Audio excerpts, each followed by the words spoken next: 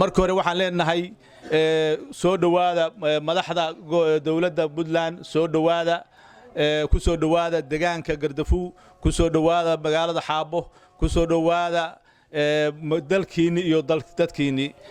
dhammaantiin waxaad tihiin ehelkayagii qaraabadayadii walaalahaya madaxdayadii mas'uuliyiintayadii waxaad tihiin dad aanu jecel lahay aad iyo aad baan ugu faraxsanahay imaashihiina iyo safarka dheer aan noo soo gasheen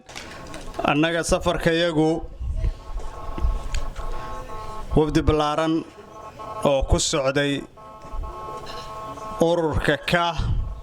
oo ka kooban wasiiro ilaa 6 wasiir ah oo 5 wasaaradood ka tirsan la taliyaal madaxweyne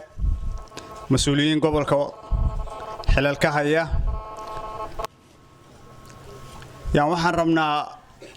in dadka ay isdiiwaan geliyaan si ay u codayaan in la codayo waxa ka horeysa qofka inuu isdiiwaan geliyo diiwaangelinta uu sameeyo ayaa hadhowdi keenaysa inuu codayo waxa sharaf noo ah maatay waftiga tiradaas leh oo cadadkaas leh oo noo soo maray safarka dheer oo noo soo bixiyay juhdiga iyo dadaalka siday ku soo gaari lahaayeen gobolka Gardafu aad baanu idinkaga mahad celinaynaa safarkiina sharafta leh iyo booqashadiina mugga leh waxaan leenahay jazaakumullahu khayr aanu ogeyn in ay jidhay Puntland inay u gudubtay qof iyo cod dadkii ugu horeeyay oo soo dhaweeyay shakhsiyan anigoo ah Bile Muuse Umar kana mid ah ganacsatada magaalada Xaabo ee degmada Murcayo dadkii ka qayb galay garowe u tagay ururka siyaasadeedka ka wax ka dhisay ayaan ahaa insha Allah gudoomiyaha iyo gudoomiye ku-xigeenka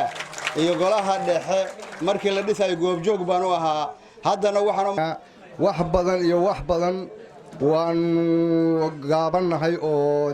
hore odayaasha hore u sheegayo waqtigaan u yeelaynaa casumaad haday noqoto iyo haday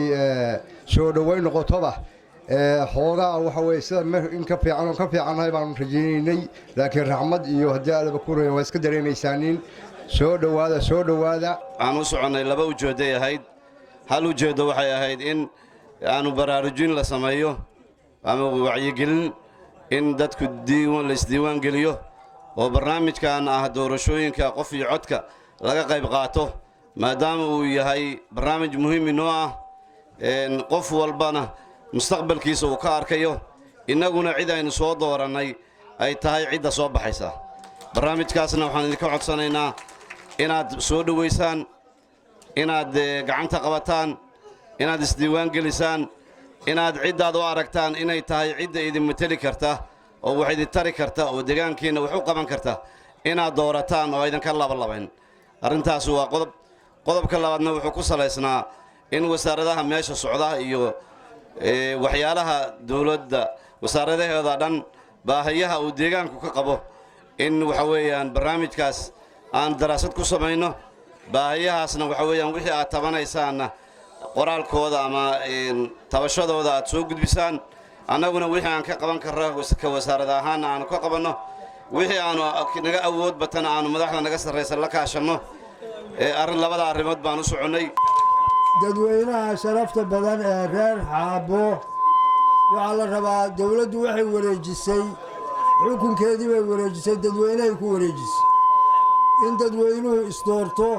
isu codayo qofkay rabaan muxuu ahayd ee mas'uuliyad u dhiibtaan baa dawladdu go'aankaas soo saartay geedi caana leh mashruuc la yiraahdo oo doorasho ah baa muxuu ahayd la diyaariyay in maalin walba intaad gudoomiyaha gobolka iyo kii hore kaana awoowaha ay kubsul iyo muxuu ahayd xubin ugu dar deegaanka Murcayo iyo kalcaluleynta la oran jiray dadka gacantiisa loo geliyay iyaga dooranaya qofka ay rabaan marka qodobka ugu horeeya waxa weeye degmadan muxuu ahayd reer Xaabo wiiliyeen tirada dadka codaysay bay mashaariicda ku helaysaa tirada dadka codaysay bay horumarka ku helaysaa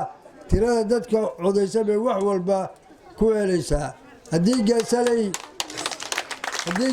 ka dad badataan dee waa ka anfac badanaysaan xagga dawladda hay'adaha dhammaan markaa qof kastoo sharcigu u oggolaaday oo qaangaara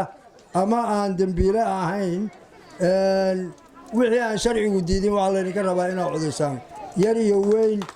si muxuu ahayde horumarka degmada aad ugu weelisaan meeshii dowladda wax laga sugayay maanta adinkaa laydinku soo wareejiyey dee haddaad meel cidlaa isdhigtaan oo tuulo ay ku soo baxdo tiro badan adinkuna waxba aad muxuu ahayde ku waayaysaan markaa codaysaan ka bacdi annagu waxaanu nahay golihii xukuumadda haddana waxaannu ka tirsannahay ururka ka ah sidaa maanta noo soo dhowayseen oo noo sharafteen baa waxaan rabnaa inaad codkiinnana hadhow ururka ka ah ku sharaftaan oo codkiinnana siisaan codka ka ma siinaysaan taasaan garan karaa